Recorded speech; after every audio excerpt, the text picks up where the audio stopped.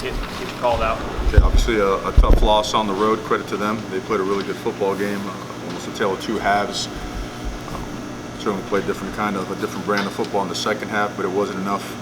Really appreciate the grit our guys came out with and fought with throughout the entire game, but a little better execution than in the first half could have obviously made for a better half of football. We went in the locker room down by 4 scores, and obviously it was our comeback wasn't enough at the end of the game. Okay, first question straight ahead, Coach Matt. Mario, what do you attribute the first half struggles to? Was it something in practice or something they were doing differently that you weren't prepared for? Really not. We have to execute better. We felt we prepared well. They were running the offense that they run, the defense that they run as well.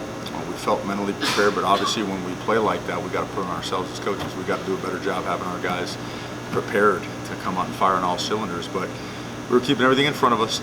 They executed better than we did. We missed some tackles. They were moved the sticks better and put themselves in positions where the third down were a lot easier. And then offensively, the one blown protection the first half was one that really hurt because we had some opportunity there on the third down.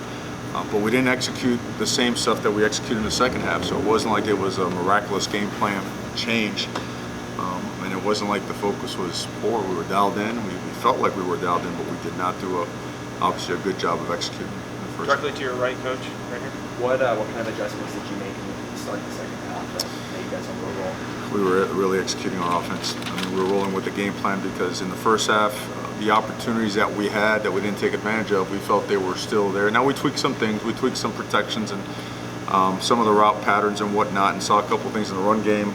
But there were slight adjustments, and a lot of it was just part of the regular game plan. So really, we executed better. It's the best way to answer it. We're going to go to Warren, then John. Mario down 27-0 at halftime. Have you ever seen, in your career, have you ever seen a game like that where such a high-power offense like Oregon only has 1 yard at halftime? No, that was certainly it was uncharacteristic of us.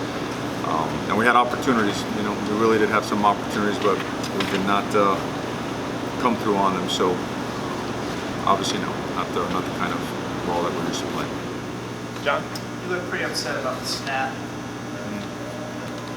tricky play. What was going on there? Well, maybe I have to look at the rule a little bit more closely. My understanding is that if the shoulders turn and you snap the ball, that is a penalty. That's the way that I received an explanation, but I could be completely wrong. That the feet are parallel to the line of scrimmage and you turn the shoulders. I got to make sure I do a better job understanding the rules, but that's the explanation that I get. To your left, Coach Tyson. When you guys had second and goal, where you guys ended up running it with Travis 3 times in a row and went for the field goal, what did you see in those situations to run it 3 times? And I think those were Travis's first 3 carries of the game as well. Why did the switch? Well, we were in 4-down territory, and on 3rd down, they were playing coverage, and we felt it was a very favorable play. Where at worst we could get down within 1 or 2 yards and still go for it on 4th down.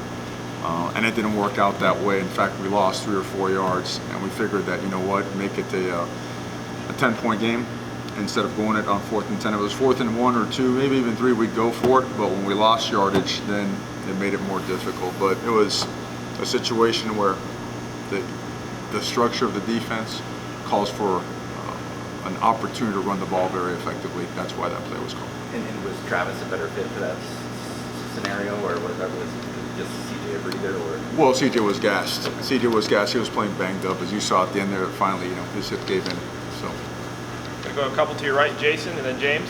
The world seemed to get Herbert out running and making plays. Sure. Justin Herbert in the second half seemed like he was much more aggressive, getting rolling out, making plays. It's almost like, did you kind of call on him to say, hey, big boy, you got to lead us? Yeah, it's part of it. But we're just so out of whack in the first half. We didn't move the sticks. We didn't move the sticks, and a couple negative plays and a couple incomplete passes, just not executing and being out of rhythm.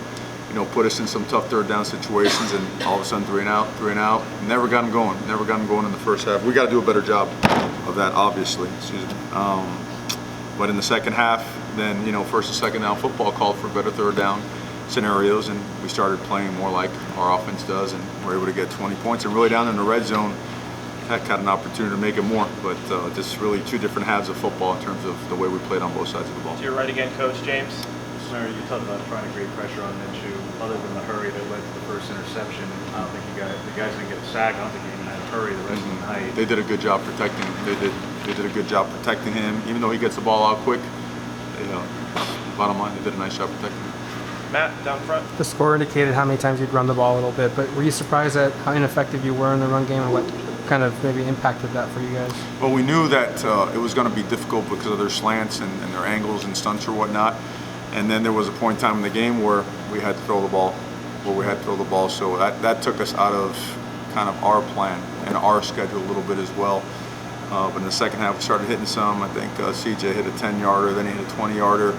And then we had a couple negative plays down there in the red zone, the tight red zone. But you'd like to keep running the ball, but when you're behind by that much, and you'd like to give yourself an opportunity with the way the clock was ticking. So we threw ourselves out of schedule. I think we ran it 28, 29 times. We were using the 40, 45 range. So we threw us off.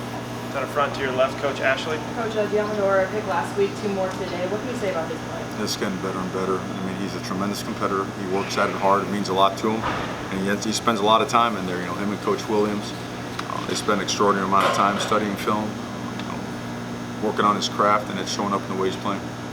To your right, Coach Austin. Mario, the first series of the game, 2 bad snaps and the penalties, did you feel like that kind of set the tone for the first half, and what do you attribute that to? I'm sure it frazzled our guys a little bit. Going out there in pregame, our cadence, we felt that we can run our regular cadence, but obviously it didn't. On the first one, guys felt all right about it, and they signaled, Coach, we're good, we got it.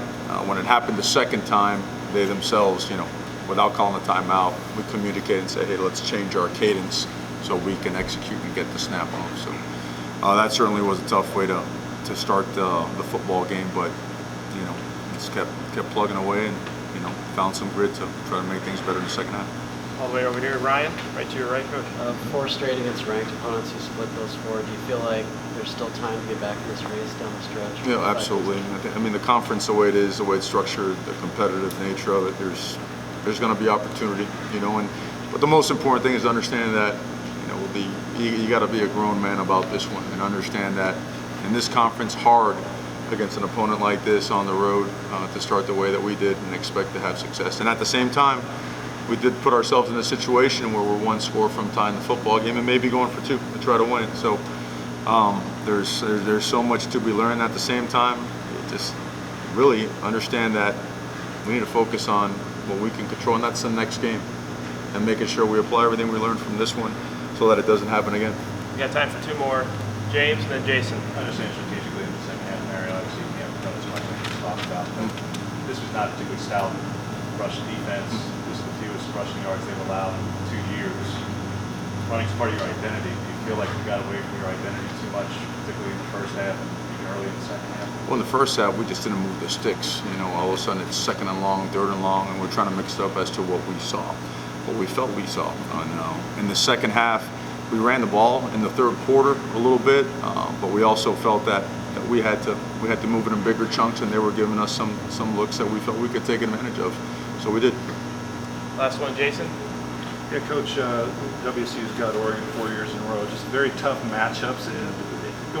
You saw him last year. Yeah. A little bit different deal. You didn't have Herbert, but what is it about that? Just so many players, so many different formations, and trying to stop their offense. Mm-hmm. Is it just the number of players or the plays? I think, as a staff and as players, we need to play the entire game like we played the second half, and I think things will be what what we want them to be. But again, we have to create that. We have to make that happen, and we did not do that tonight. And I credit them as well, because I think that's important. Respect the game, respect the opponent.